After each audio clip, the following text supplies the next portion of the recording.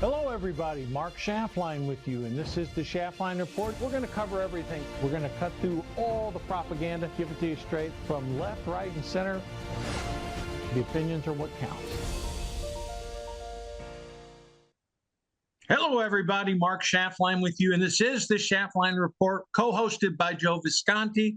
And we have two great guests for you today. And as always, it's been a monumental week. If Trump tried to stay out of the news, he just couldn't do it. So let's get moving forward here. We've got a very special guest, State Senator Tom Willis, who's running for the United States Senate seat in West Virginia. Senator, welcome to the show. Happy to have you with us today. And we have retired General Mookie Walker with us. Mookie, welcome back to the show. Many appearances. It's always entertaining. Happy to have you with us today. Always glad to be here. Hey, Tom, since you're new, let me start with you. The economic numbers that keep coming out are reasonably good. We're sitting here, inflation's still a little high. It's 2.8. The economy's adding jobs. It's growing. GDP came out a little higher than people thought. And we just got news on Thursday morning that the trade deficit narrowed, second lowest since 2020. And yet, the Democrats and the media seem to be wanting to talk about affordability, and they're trying to wrap that sort of around Trump's neck. What are your thoughts on the messaging, and then what's going on in the real economy? Your thoughts? Well, Mark, it's always funny to me to see the Democrats create a problem and then come back and blame Republicans for the same problem that they created. So under Biden, as we all know, inflation was through the roof, up to over 9% at one point. It averaged over 5% for Biden's entire term. So prices went skyrocketing under the Biden administration.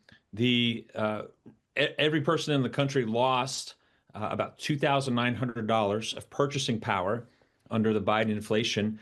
Prices went through the roof, and we're still dealing with that. We've only been into the Trump administration for a year, but in 1 year, he's already managed to get the inflation rate down to 2.7, 2.8%. And real wages are forecasted to go up by $1,200 this year. So that's a tremendous turnaround. Prices across the board, not necessarily across the board, but important categories are actually down despite a 2.8% inflation. So for instance, energy prices are down. We all see that at the pump. And thank the Lord for that, especially before Christmas travel season. And a lot of consumer goods like ice cream, rice, eggs, seafood, a lot of categories are actually down in real dollar terms. So the Democrats are doing their best to attack Trump on the economy, but I don't buy it. I don't think the American people are going to buy it. I think that they understand that inflation from the Democrats is what increased our prices, and we're working on it now. And don't forget this too, we're still waiting for the big beautiful bill benefits to fully take effect. Those tax cuts, that research and development, 100% immediate deduction was an incredible incentive. We've had trillions of dollars come back into the United States to build manufacturing centers. And so we're going to see this, I think, play out into 2026, especially with the recent interest rate cut. So I'm very optimistic for 2026. What's the price of gasoline in West Virginia right now, Tom? It's about, depending on where you go, it's somewhere around $2.89, a little bit less than $3 right now. It's $4.50 to $5 here in Southern California.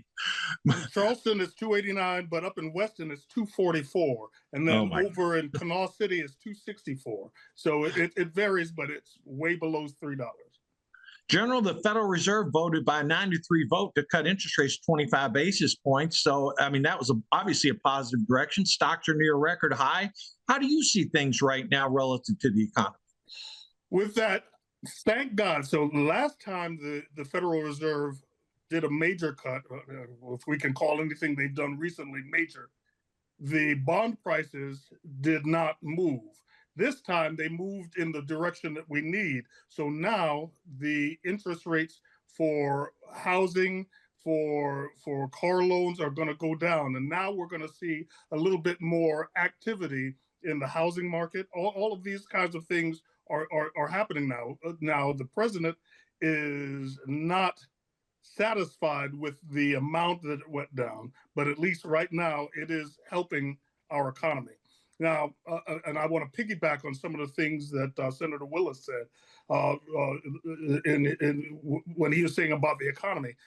So a couple of other things are happening now. With that interest rate going down, that is going to spur more cars being bought, more housing being bought. Also, with the president eliminating some of these cafe standards, that is going to lower the price of automobiles. And then also with the deportation of a lot of the illegals, you see now down in Louisiana, these construction, the actual Americans who are in the construction business saying now they're getting more business and they're getting the wages they deserve. So all of this stuff is going to cause our economy to start roaring.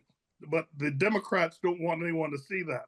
They want to try to get it into the heads of their hypnotized and dedicated leftists that the economy is Trump's fault. General, you made a really good point about the immigration piece. I'm in your camp on that. And Joe, let me turn to you on this. I mean, basically, Trump's quote was, "Democrats broke the economy. Trump will fix it." This illegal immigration thing, these numbers are staggering. I mean, I saw a report that up to 2.5 million illegal immigrants have left the country. Probably out of that figure, 80% were probably voluntary. And, they're getting like $1,000 stipend to leave. So when you see some of this chaos with ICE going on, the fact is 75, 80% of the people are voluntarily checking out. Why are they doing that? With the hope that they can come back in sometime in the future, as Trump said. But Joe, you take 2.5 million people out of the workforce, or let's say 75, 80% of them would have been in the workforce. That by definition is going to raise wages of those people who are now doing those jobs, correct?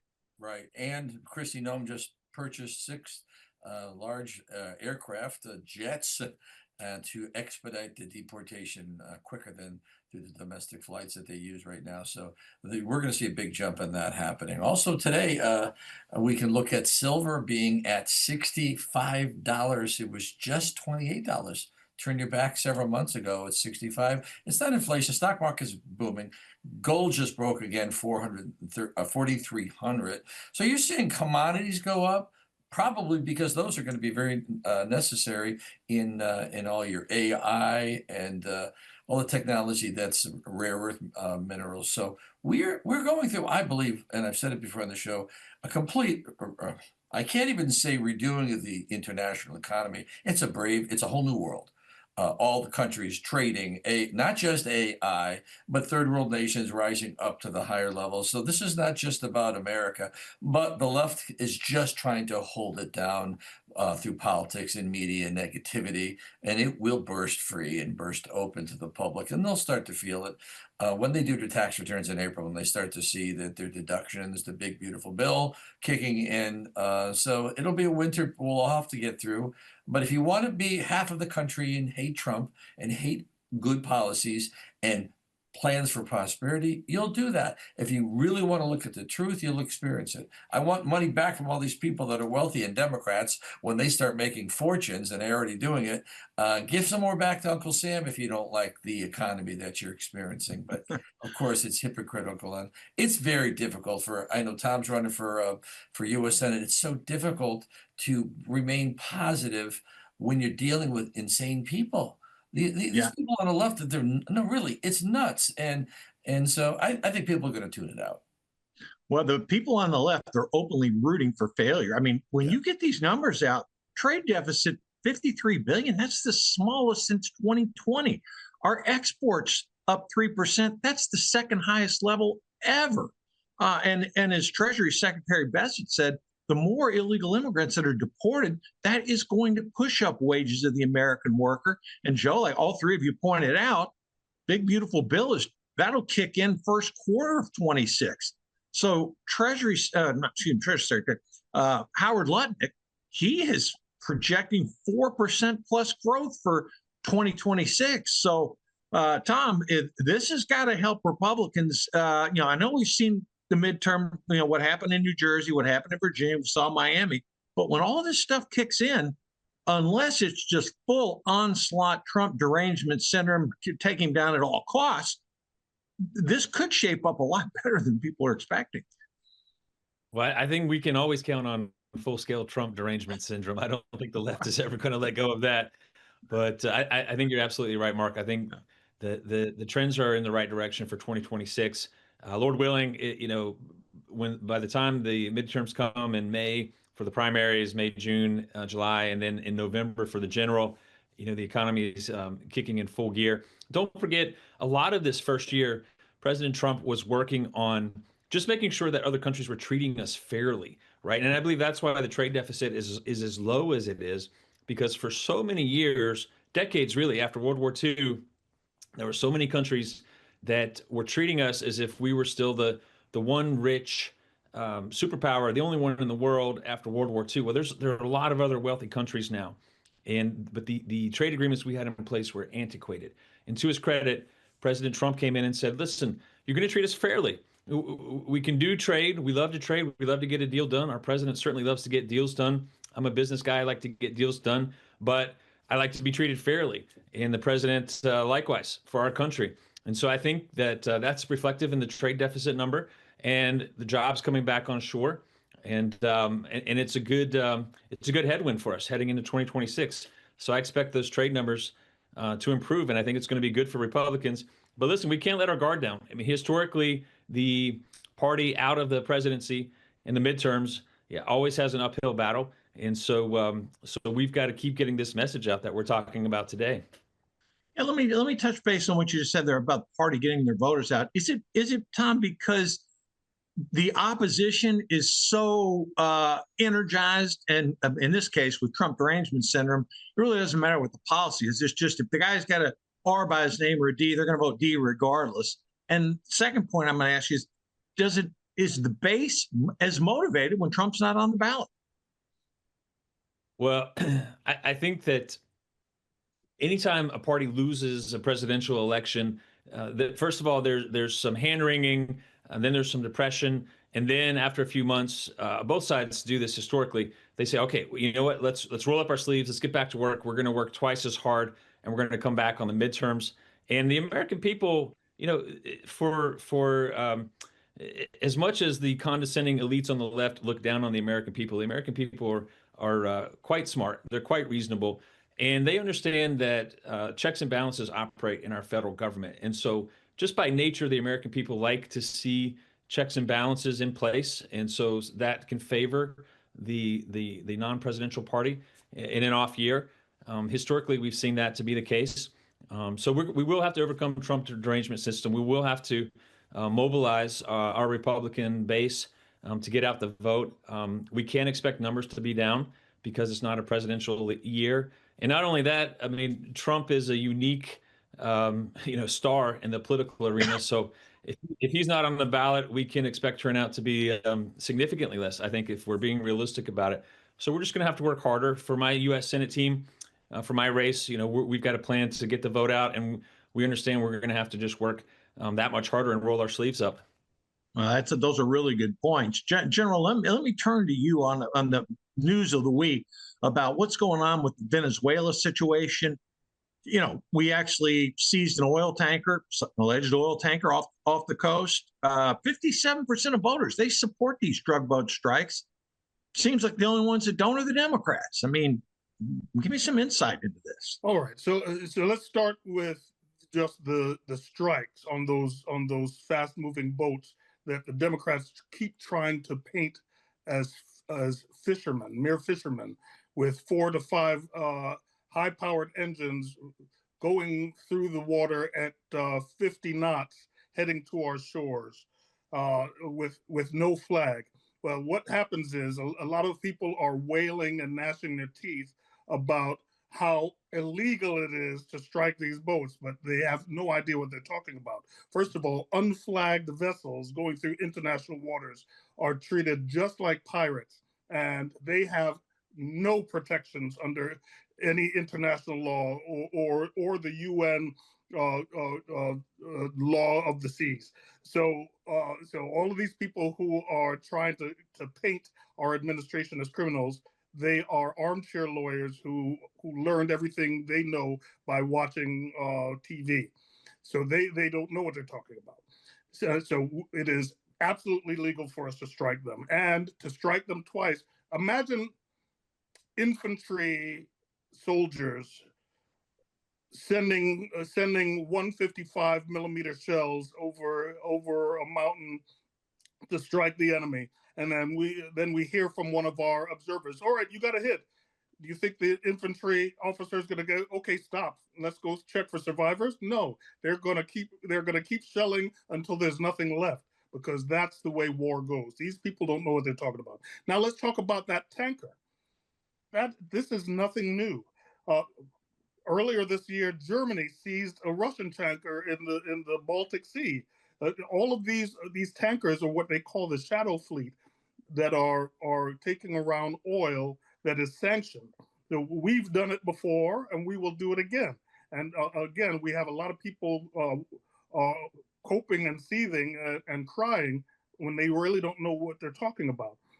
I encourage the president to keep doing this, because this sends a message that when we say sanctions, we mean sanctions.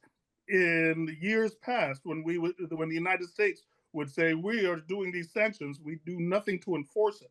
Thus, Iran, Venezuela, Russia, North Korea, they laugh at us and do it anyway. Now they are saying, holy smokes, the United States really means what they say. Joe, the general put it really well. I mean, Trump backs up what he says. Your thoughts on this whole Venezuela situation? I think it's a whole hemisphere. I really think it's the Southern Hemisphere, Central America, South America. What Trump is doing is through the military. And we're going to have some effects. And this is something Tom could run on. We're going to have effects in the economy, the underground economy, with billions of dollars in illegal sales of cocaine and you name it. It's not going to be there as he cuts that back. Remittances that are going to Central and South American countries, they're through the drug trade or from our welfare system, the fraud of Somalia up in Minnesota.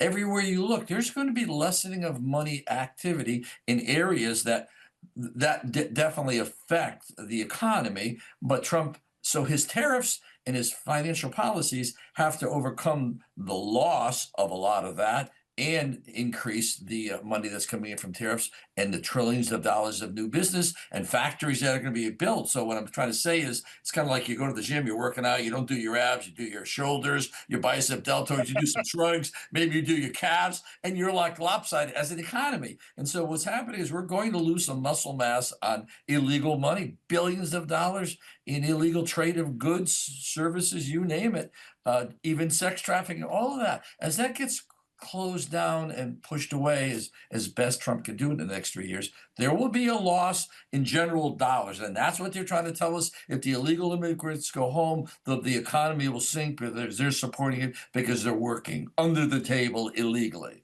So we're going to have a shift in that. I don't know any other way to phrase what I'm trying to say here, but there's going to be losses in money transactions below under the table, and an increase with new trade, new manufacturing. So we're going through a real, and this is global too, so we're going through a real shift in economies that we have never, there's nothing to measure this against.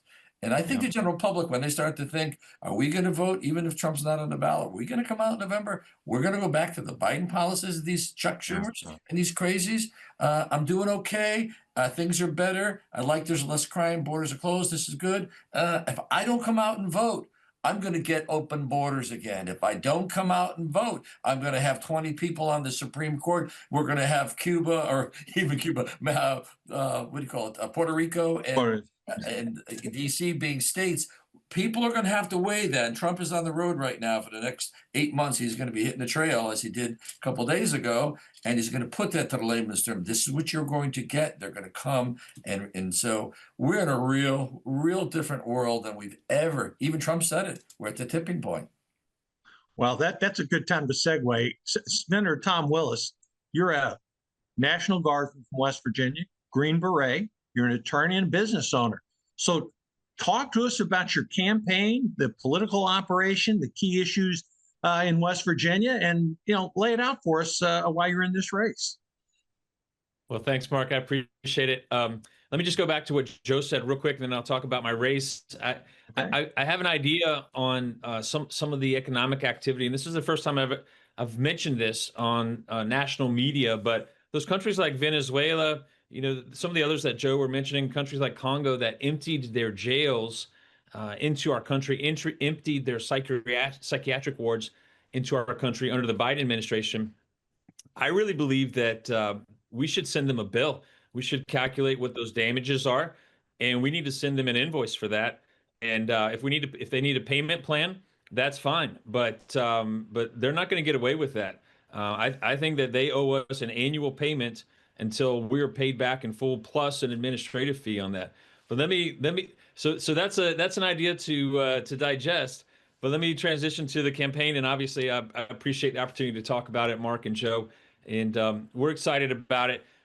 My opponent is Shelley Moore Capito. She's an incumbent Republican. She's been in West Virginia politics, including her father. Her family's been in politics for decades and decades. It's a real family oligarchy type situation in West Virginia.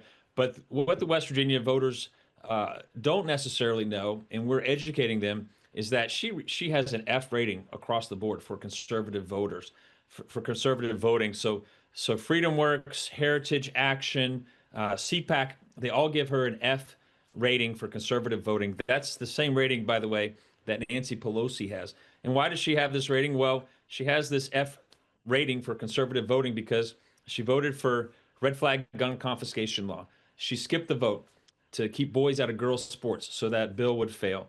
She voted to keep funding for Planned Parenthood. She voted against traditional marriage, which we consider traditional family values in West Virginia. She sponsored the Restrict Act under the Biden administration that would have given the Biden administration power to pull social media posts that they viewed as harmful to social discourse, if you can imagine that. And most egregiously and most recently, we've seen a horrible tragedy in our state, Mark and Joe, where we lost one of our National Guardsmen, Specialist Sarah Beckstrom. And the proximate cause of that was the Afghan refugee resettlement program, which brought in 70 to 100,000 largely unvetted Afghan nationals en masse hastily into our country. And then one of those Afghan nationals predictably failed to assimilate, because you're talking about a population that came over 63% statistically illiterate, fourth grade education on average, don't speak English, and predictably one didn't assimilate and went and assassinated one National Guard member and seriously injured another. My opponent, Shelley Moore Capito, voted. She was one of the few Republicans that voted in favor of the Afghan refugee resettlement program to help Joe Biden to get that across. So those are some of the reasons why I'm running against her. I believe that we can have the best booming economy in the world. We need to keep our taxes low. We need to keep government low regulations, and we need to dominate on energy. That's my vision for our economy. And I know if we get out of the way and let our entrepreneurs run, then they will run with the ball and they'll create wealth, they'll create jobs, and everybody will prosper. We can't get lax on the border. President Trump has done an incredible job. Secretary Noem has done an incredible job to close the border.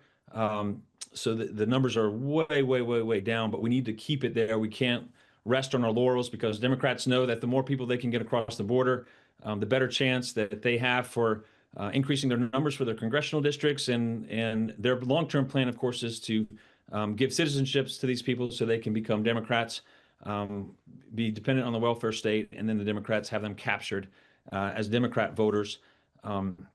So those are some of the things that I stand for, and some of the reasons that my opponent, has failed West Virginia, and that's why I'm running in this race. And I'm excited to get out, work the ground game, meet West Virginia voters across the state, and when we talk to them and we educate them on what Shelley's been up to, they come over to our side en masse, and so I've been very encouraged so far. General, it sounds like we've got a true conservative here looking to represent the conservative values of the Republican Party versus what I would say is maybe a center-left Republican that currently occupies the office. That's true. I'll tell you this. I've lived all over the world, and West Virginia, I've chosen to be a West Virginian by choice. Because I feel West Virginia is one of the last strongholds where I'm going to be able to never ever worry about any of my constitutional rights. I will never ever have to lie to someone with a gun pointed to my head to say, "Oh yes, yeah, you are a woman," even though I know you're not a woman. I will never have to do that here. And so, and this is why I want Tom Willis to be our next senator, because he will uphold West Virginian values. States like Maryland, New Jersey, Massachusetts, New York, they are lost. But West Virginia is never going to be lost. Kentucky is having a battle right now, as well as Tennessee. Thank God, in that runoff for Congress there in Nashville, we won as the GOP. But things are getting hairy, and West Virginia is one of the last strongholds.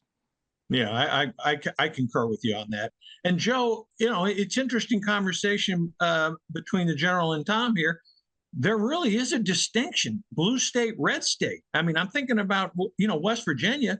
You've got a conservative senator there now in Senator Justice. Joe Manchin was, quote, a moderate. Now, I've seen him all over the place. He did some good stuff. He did some bad stuff. But Joe, we really need to reinforce these red states. We do, Mark. This is so important. That's why I invited them, Tom, on today, because I realized that this is a war. It might as well be a civil war, not based on race.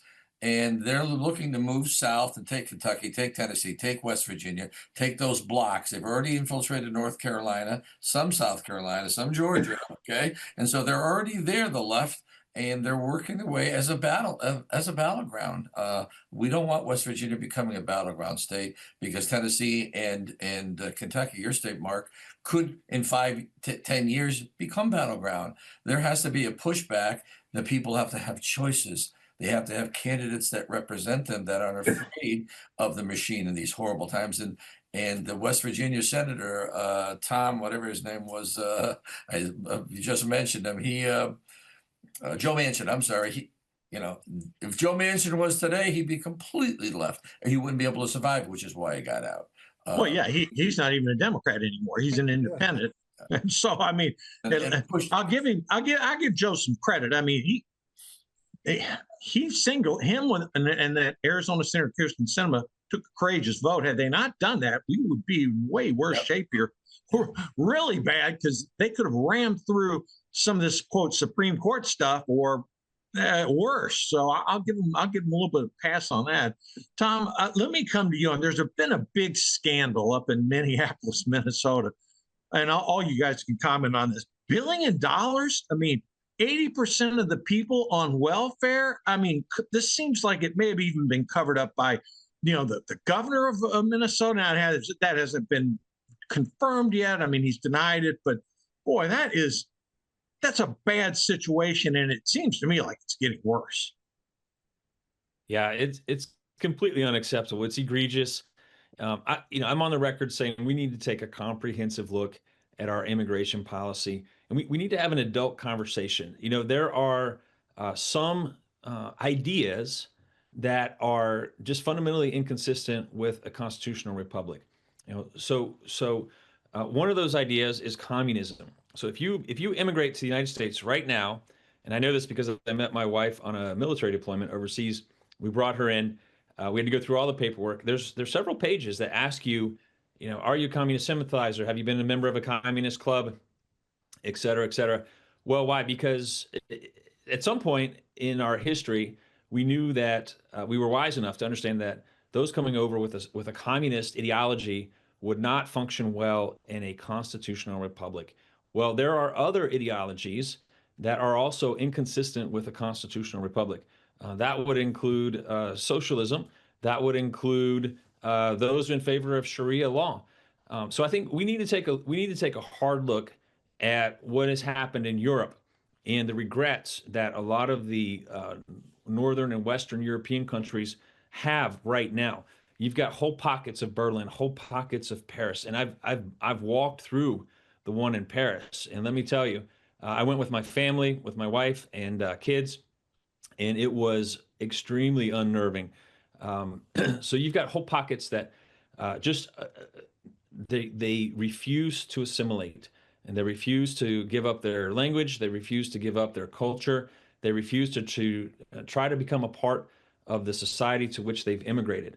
I've lived in many countries over my life, at least 6 where I've lived, at least 2 months or more, and several for many years. In every country I've ever been to, I've made an effort to learn the language, even if I knew I was only going to be there for a short period of time. But you have folks that are just failing to assimilate. Now, the Democrats love this because they go on welfare, they become dependent on the government, and then they know they have to vote Democrat to keep their benefits. And so frankly, it's a form of a modern day servitude. And in the Somali community has reshaped politics in Minnesota just because of their sheer numbers. That's why the Democrats are in favor, despite the fact that 80% of this community is on some sort of welfare support.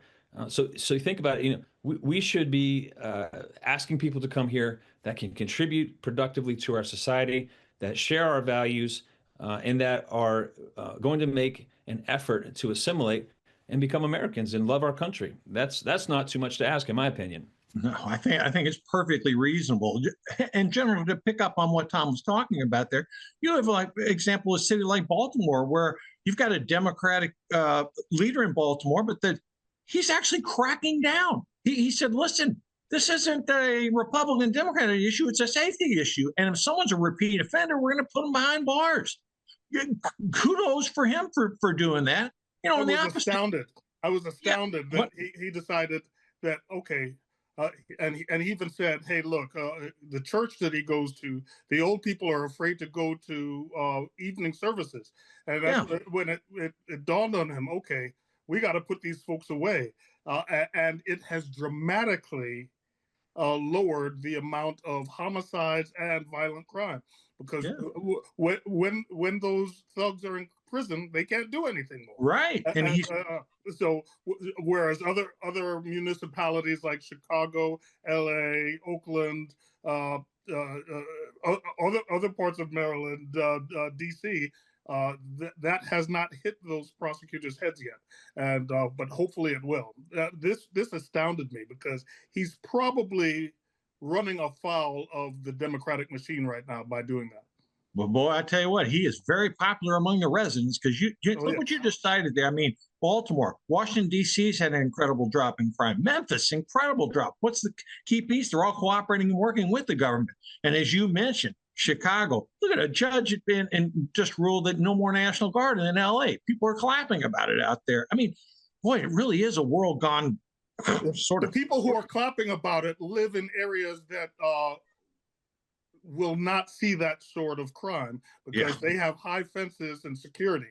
Yeah. Well, yes, they do. But I'll tell you one thing: in L.A. County, boy, that doesn't even keep you safe up there. All right, let me turn to some international.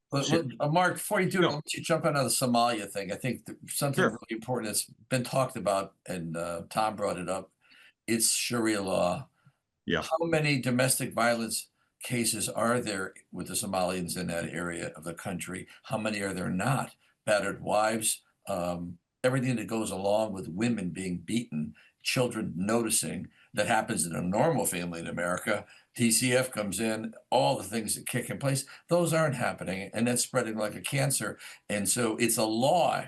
And so imagine if you had Jewish law or Catholic law within a religion becoming your law of your civil society. This is something that's happening across Europe, and the unintended consequences, or the unknown results of who isn't being charged with domestic violence by the hundreds of thousands of cases every week that are going on. Again, it's like child sex trafficking. We're not seeing it. It's horrible to view. If you could see it, it would be like Epstein tapes. You're not going to see these things. You're going to hear about them, and because they're too terrible for the American or any public to actually watch. So this Sharia law is something that the Supreme Court's going to have to look at. Hopefully cases come up. It's not just in Somalia. It's everywhere. It's in New York, and just about everywhere in the nation, and it is the enemy, I think, of the American Constitution.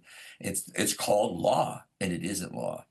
Yeah, polygamy, sexual violence, battery, all of that being ignored, and when folks are sent to jail, they're let out. in Minneapolis, Maine, and even so all of that is happening all over the place right now, and the media is trying to keep it on the down low. Tom, you had a And part comment? yeah, thanks, Mark. And just it reminds me of some of my military deployments. Part of Sharia law is there's a different way of treating non-believers. So not just the way that it treats women and gives them second-class status, but also the way it treats non-Muslims. And I remember specifically an epiphany about this when I was deployed overseas. We had a safe house in one of the countries, and we went and visited other homes. It's the only place in the world where I've seen homes that you lock people in. So the owners would have domestics come in from Southeast Asia, Bangladesh, Philippines, countries like this. They would come in, they would work in these homes, and they literally would be locked in during the day. So the home became a de facto prison. And so just imagine, a culture where people want to go to their embassy. We saw long lines out the Philippine embassy in particular, these poor young girls. Think about a culture where they literally have to lock their domestics in because otherwise they would flee. So I don't think the American people has a clue, and that's just the tip of the iceberg. I could go on with story after story, but to think that culture is going to come and assimilate, with especially with Sharia law beliefs, it's just foolish. And I applaud Joe and General Walker. Just and you, Mark. Just there's so few adult, honest conversations about this subject. Folks are afraid of getting called, Islamophobic or racist. Yeah, frankly, I couldn't care about any of that nonsense. I'm going to speak the truth to the American people because we're at a tipping point, just like President Trump said. And if we don't start speaking the truth courageously, our civilization is at risk. Well, let me piggyback upon that, and let's talk about a recent court ruling. We've got two military men on the show today. Appeals court upholds this trans troop ban. General, I know I can see you smiling. We've talked about this before. Ooh. Yeah. So, well, all right. So first of all, I'll start off by saying that there are many young people whom I mentor all the time and try to bring into the military, whether they want to go into the Air Force, Army, Marines, Navy, Space Force, Coast Guard. Hard hitters, okay? I'm talking about young people who could do a 5-minute mile, 100 push-ups, who are already very adept marksmen and who are raring to go. But because they have a little rash on their elbow and they go to MEPS, then all of a sudden they are disqualified from coming in because the military says that we can't bring you in with some condition where we're going to have to be responsible for medicating you for the rest of your career.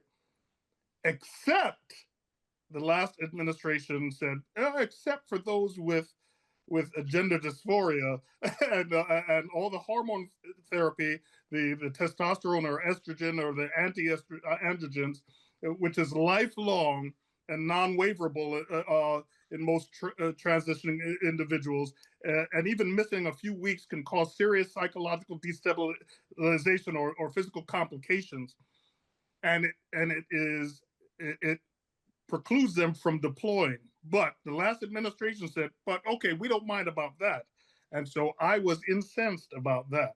So that's the first thing. Then the second thing is then we are forcing many of our service members to lie and say, "Oh yeah, you're a woman, you're a man," when they know they're not. And then we have to, and in some of our stark conditions, then we have to share bathrooms, share showers, and they're supposed to just go, "Oh yeah, this is normal."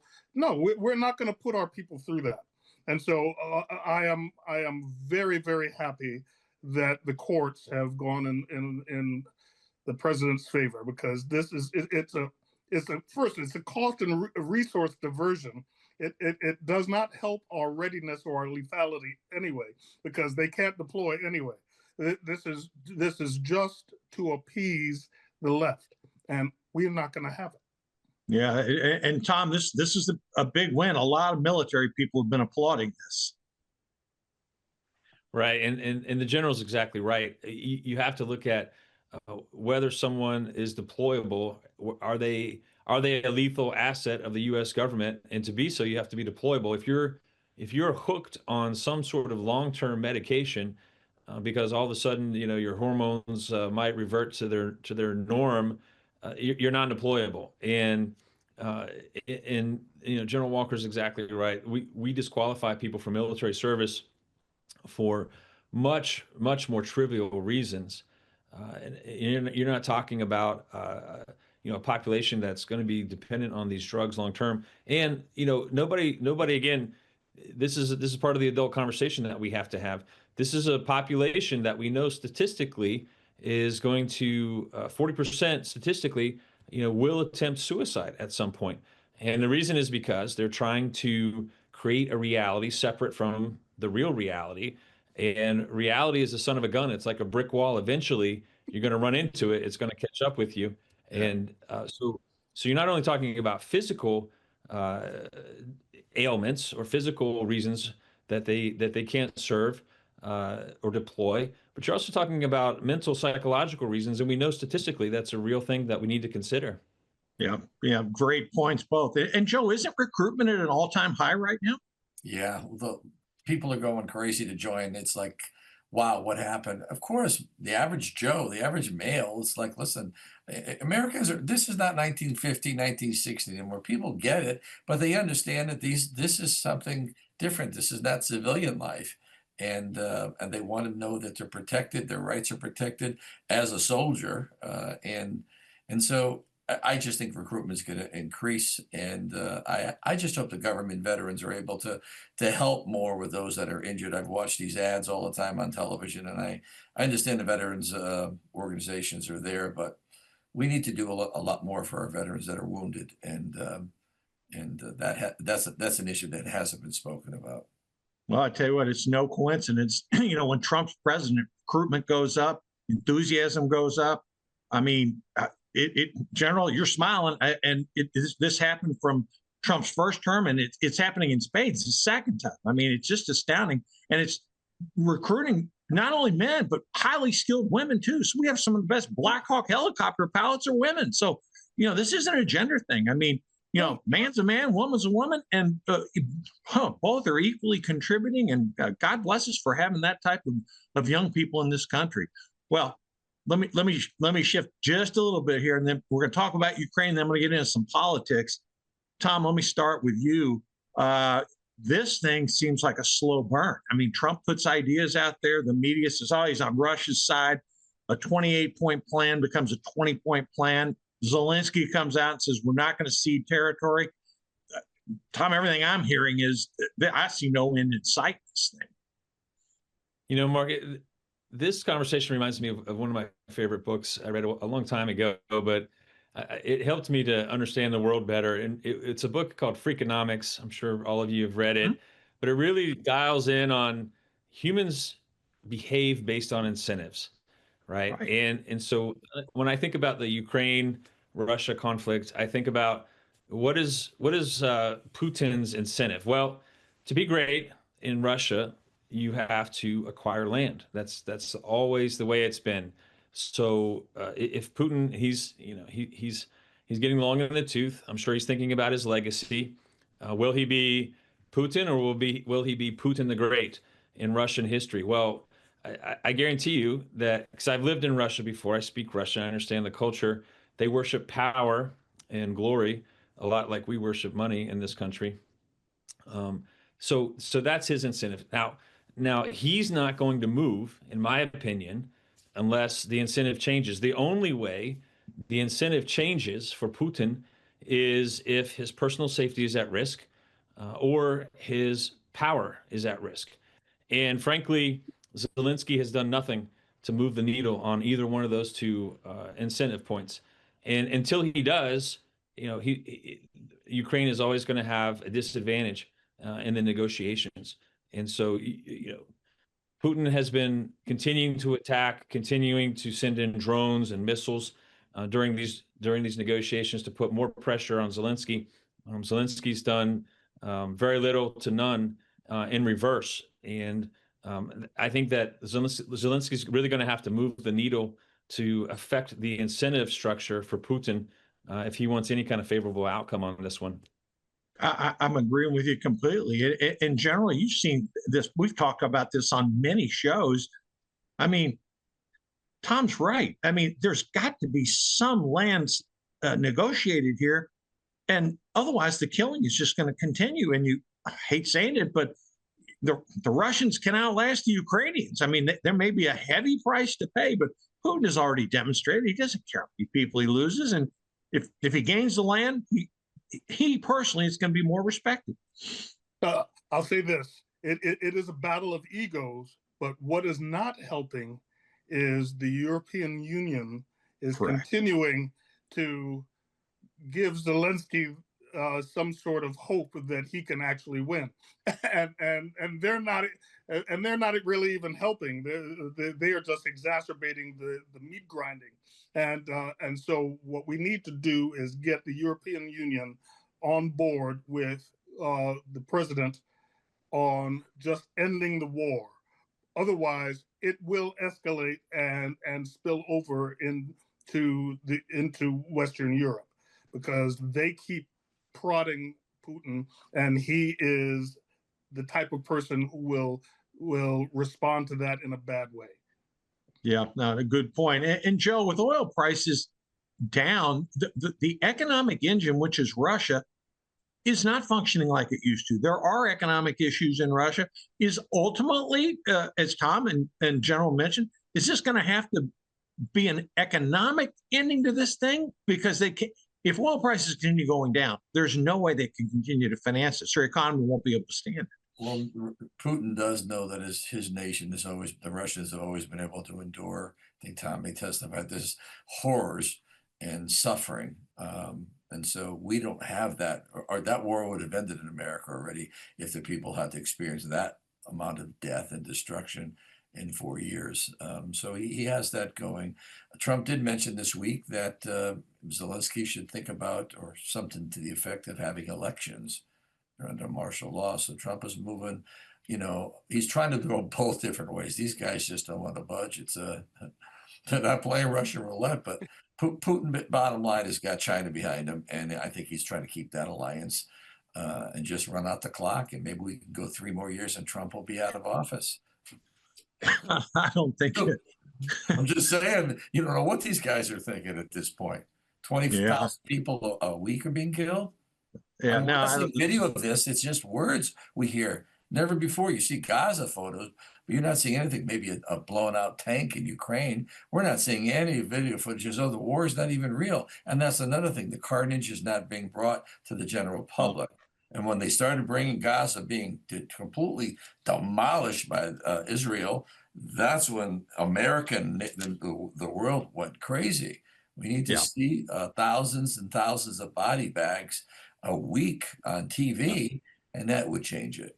Well, both the Russians and the Ukrainians are doing a good job, hiding that from the the global press. So it's a bad situation, and I know Trump's trying, so we can always just hope the effort's there. All right, we got 10 minutes left. Let's talk some politics here, okay? And we got a lot of political minds here on the show here. Okay, so a couple big deals happening right now. The Affordable Care Act subsidy doesn't look like they're going to be extended. Democrats put on a fake vote. Republicans are talking health savings accounts. I don't think either one of them is going to pass. You got some moderate Republicans trying to get with, quote, moderate Democrats. I think that's horses out of the barn. We will see Supreme Court redistricting. Texas is giving the green light. Tom, I'm going to start with you politically. We're seeing states jump over themselves to try to redistrict. We're seeing the ACA debacle if you're a Democrat. If you're a Republican, not so much. $900 billion defense bill passed. That's good news. Your state of affairs here. How do you see things right now politically? Well, I think this is an opportunity to really start over from scratch when you're talking about the Affordable Care Act or Obamacare. Remember when I said earlier in the show one of my favorite things is, or at least favorite really, is when Democrats create a problem and then they come in with a government solution to fix the problem they already created. Well, because of all the government regulations on healthcare became more expensive. So Democrats came in with Obamacare. We're going to make it affordable. Well, of course, the government getting involved just made it even more unaffordable. How do we know? Because you had to subsidize it. We had to subsidize it as taxpayers to keep the rates down. The fact that those subsidies are expiring now is something that all parties agreed to, several years ago. The Democrats are trying to pin that on Republicans, but they were in leadership when that provision was put in there for these subsidies to expire. I think that this is a time where we really need to, as a country, redo the Affordable Care Act and get the government out of the healthcare space. We do need to have some provision for pre-existing conditions. I had two personal immediate family members that have gone through cancer treatments, and so I'm sympathetic to that argument that there are some extreme pre-existing conditions that you have to account for, and the government may have a role to create a special pool for those types of folks. But in general, we need to get government out of the healthcare business, allow competition across state lines, and allow for technological advances to bring the cost down. Things like AI, things like televideo conference visits with doctors around the country or around the world. You can bring a lot of cost savings in, and this is critical for us right now. I had a meeting just 2 weeks ago with several West Virginia business owners, and they're just at the end of themselves over how much health insurance costs for their employees, and they're losing employees to neighboring states. We live in the Eastern Panhandle here, so neighboring states are not far to drive. They're losing employees because they can get better health care in a neighboring state, for instance. So we need to eliminate all of those artificial barriers, all of these artificial regulations that the government has created, and really just return the healthcare sector, one of the biggest sectors of our national economy, back to where it belongs, which is free market, private capital enterprise, which always produces the best results for the lowest price for the most number of people. Yeah, well put, Tom. And generally, your thoughts on politically where things are. Okay, so here's one of the things that has worked in the Democrats' favor for decades. Once people are given benefits or entitlements, it is very, very difficult to take them away. And this is one of those instances where the Democrats, with help from their friends in the national media, will try to paint it as the GOP taking away benefits from people. And so this is where we have to be very, very crafty and come in with good ideas quickly, because the election season's coming up, and they will use it to try and villainize the GOP. And so the GOP is trying. Already today, Schumer said, the proposal by the GOP is dead on arrival. They are going to try to kill everything we come up with, but we have to put out ideas that resonate with the American people, so they know immediately that, oh, wait a minute, the Democrats are actually trying to crash us, but we have to do it quickly. Yep, great point. And Joe, Senator Cassidy, who is a doctor, I looked at his plan. There's some reasonableness to it, but don't we have to get past the theatrics first? Voting down this crazy Democratic proposal, and have the Democrats, of course, vote down the Republican to get negotiations started. And don't we need to really have these premiums expire year end so that there can be some seriousness to deal with this in January? Yeah, it's like going on a diet. Right behind me here is downtown Hartford, Connecticut. Most of the insurance companies are over here, and Trump kind of beat them up in his on his tour the other night. Those greedy insurance companies. So I don't know if he's going to get them to. This is going to take months and months of willing Republican and Democrat congressmen and women to form something really great that was never formed. in place of that time, that's not going to happen in next year.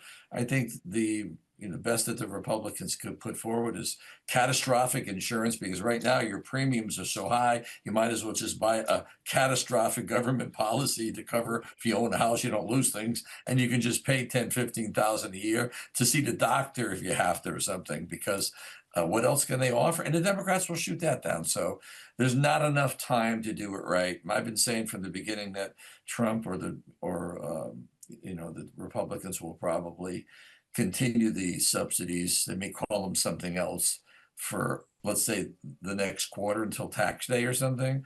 But there's not a time. What can be done? And this was the Democrats, of course, doing it all year long. And again, they're going to point, mom and dad come home and Susie did it. Who broke the window? Susie, no, you're lying. You did it. Oh, I did it. And so the general public is like, all they know is they're going to get screwed. Somebody's getting a spanking. Well, it is something that's going to be dealt with, but it's going to become a 2026 piece. Look, close it out with this, and then Tom, I'm going to give you the final word here. The Trump gold cards are out. You can pay now $1 million to the government, $5 million for the super gold card to bring in skilled people into the country, and that money goes to pay down our deficit. Tom, we got 1 minute left. You've got a primary coming up. Talk about that and anything else on your mind. Open forum for the next 60 seconds. Well, I appreciate it, gentlemen. Thanks so much for having me on. Again, my opponent, Shelley Moore Capito, has been in West Virginia politics. She's a true politician, been in politics for 30 years. She has strayed from West Virginia values, never really held them to begin with.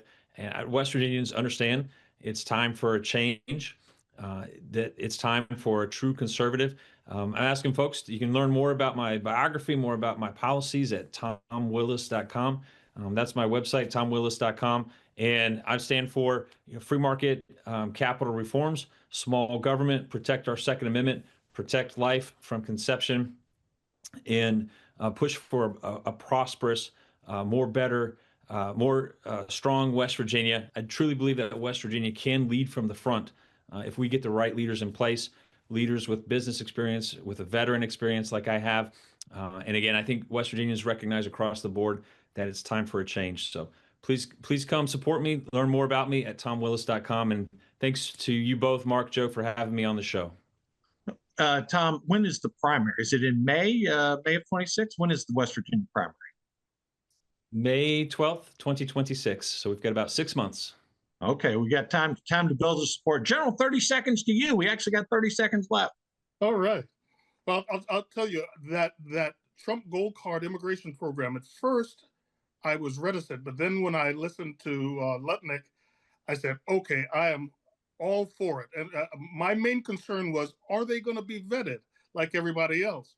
And they said they're going to actually put them through even more of a vetting system. And so if they bring in the right people who can stir up business and make America great without us having to put our treasury into making them great, then hey, come on over. Sounds like a great deal for the United States. Tom, General Joe, thanks again. Great show. We'll see you next week, folks, and we'll be on top of it. Have a great holiday season. All right.